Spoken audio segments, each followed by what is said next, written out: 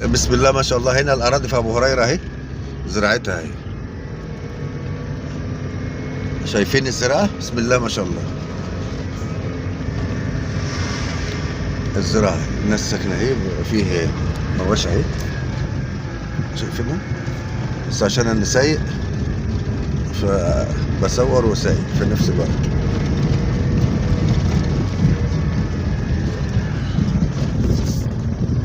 بسم الله ما شاء الله. يعني هنا الأراضي مزروعة من زمان، من يجي مثلا 20 سنة. أنا ماشي على الأسفلت أهو، كأنك في البلد ماشي أسفلت في الأراضي أهو. كفاية كده بقى أجيب لكم الإيه الأرض اللي إحنا إيه صورت الحاج فيها.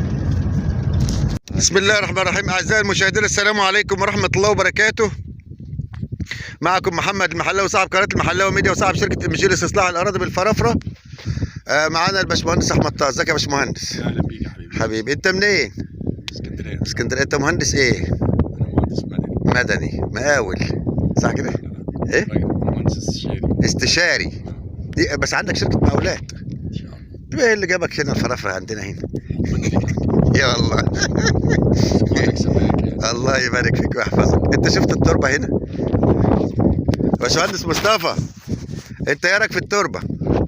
طب قلب كده يا باشمهندس كده، معلش بايدك كده. ماشي. بس خد بركه مصطفى، بس خد بركه. طب تعالى هنا، تعالى هنا، يلا هنا. بسم الله كده.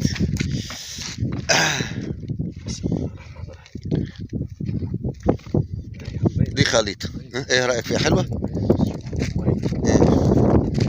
الحتة اللي حطينا فيها مية، شايف انت على الوش هتلاقي الميه محتفظه بيها. شوف بقى اللي تحت الرمله ناشفه. معناها ان التربه محتفظه بالميه بتاعتها. دي تبقى حلوة يعني ولا وحشة؟ طبعا. تمام تمام.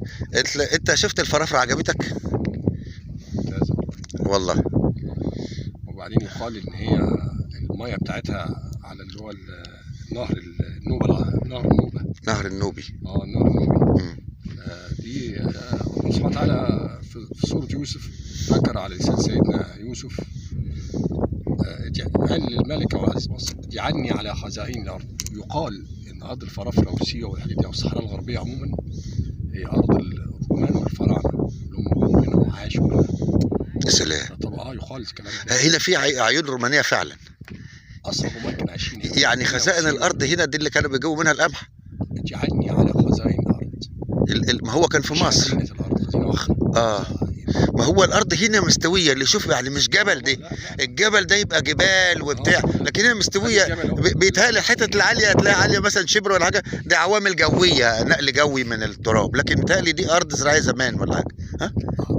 ايه؟ طبعا انا ماليش سابق خبره في الكلام ده، بس الكلام ده مذكور في الكتب ان هي فعلا كانت الصحراء الغربيه. سيوه والفرافره والواحات. دي اللي هي دي خزائن الارض. بالنسبه لنهر النوبه. احنا ممكن نحولها لخزائن الارض ثانيه ولا لازم يجي سيدنا يوسف تاني؟ اكيد لا، اكيد احنا ربنا جعلنا سبب ان شاء الله. والله. وانت سايب بلدك ومحافظتك بقالك كام سنه عشان اكل العيش الحلال. انت شفت البرسيم بتاعي؟ واحنا قاطعين 950 كيلو عشان. وانت عم جاي من اسكندريه، انت شفت البرسيم بتاعي؟ ربنا يبارك لك. ايه رايك؟ انفع فلاح؟ لا ان شاء الله ربنا والله. ان شاء الله. بصور العيال، هم راحوا شافوا الارض وهي هناك. الارض هناك دي بقى مش زي هنا، هناك الارض ناشفه وناشفه كده، والعيال شافوها بيقولوا انت جاي نعمل ايه هنا؟ محمد احسن من هناك والله. طالما هناك في مجهود من الحاج محمد يعني يشكر عليه، ربنا ان شاء الله راضي ان شاء الله فيه. وهم جم لقوا خضراء بيستغربوا، يقولوا يا عملت ايه؟ قلت والله ما بعرف اعمل حاجه، اللي بيعمل ربنا. الحمد لله. يعني ربنا يجعل انت سبب في رزق الناس اللي بتشتغل. الله المستعان. ربنا يكرمك ان شاء الله. هناك ما شاء الله احمد زرع قمح وعمر برضه زرع قمح وشعير، وفيه الشيخ ابو مكارم دين، وفيه واحد امين شرطه زرع شعير. الشيخ ابو مكارم ده منين؟ من سوهاج. وواحد تاني من شرطة ده ما جاش في أرضه زرع، لا له شعير وزرع، هو ما يعرفش أرضه فين. من شرطة، أنت عارف من سينا، من شمال سينا، عايز يتنقل ومش عارف. عايزين ننقله عشان يشوف ياخد أرضه. وفي واحد في السعودية برضه ما شافش أرضه واتزرعت، وهتتحس ده هو ما شافهاش. الحمد لله. يعني هنا عجبك هنا؟ لا تمام هنا يعني. استواء الارض كده كمان اه. لا الميه على كام هنا؟ وش الميه هنا 75. وش الميه اه. يعني نقول 240 250 البير تقريبا. هنا لا، انت عايز تعمل بالخباطه اعمل. تعمل لكن لو عملت بريمه يبقى هنا 20 10 في الحته دي. 10 ايه؟ وش الميه يبقى 10 او 20، لكن خباطه هتلاقي وش الميه 75. لا انا قصدي بقى البير هيبقى عمقه كام الميه؟ 350. هناك جنب الفرافره يبقى 250، لان هنا البحر بيبتدي من 200 من 200 ممكن تقفل على 330. 350. اه هناك لا، بيبقى البحر بعد 150 متر بتقفل على 250. بس الافضل هنا تشتغل ال 700 بير اعمار. بير اعمار. قصدي قد المساحه مضاعفه بدل ما تشغلوا كم هنا ابو هريره يشغل معاك لو انت هتعمل تنقيط شجر مثلا ولا هتعمل رشاشات ولا ايه؟ لا احنا هنعمل محاصيل محاصيل يعني في تنقيط. التنقيط ده يعمل معاك 400 في الدقيقه. نعم 400. اه التنقيط البير البريمه يعمل 400 واكتر. لو غمره مثلا لو غمر الفدان الغمر يسقي 10 طن. غمر البير بريمه اه يسقي 120. لا يسقي 200، ما هو هيعمل فيه شويه كده وشويه كده. يسقي 120 غمر لكن لو عملت نص ونص يبقى حلو. بس الغمر ده بياخد ميه كتير قوي. اه طبعا. ايه الغمر اللي عندك غير البرسيم الحجازي؟ البرسيم والغله والفول والمحاصيل الحقليه. انت شفت هنا الجيران زرعه وش الميه 40 و35 هنا 75. 40. لو عملت بير بريمه هناك بيجيب ذاتي. وممكن يبقى وش الميه 5 متر 10 متر، ممكن بنسبه مثلا 40% يجيب ذاتي. هنا لا، هنا الخباطه وش الميه 75 بريمه 20. ممكن في حضن الجبل يجيب ذاتي. في حضن الجبل يجيب ذاتي بس في حضن الجبل هتمشي كتير.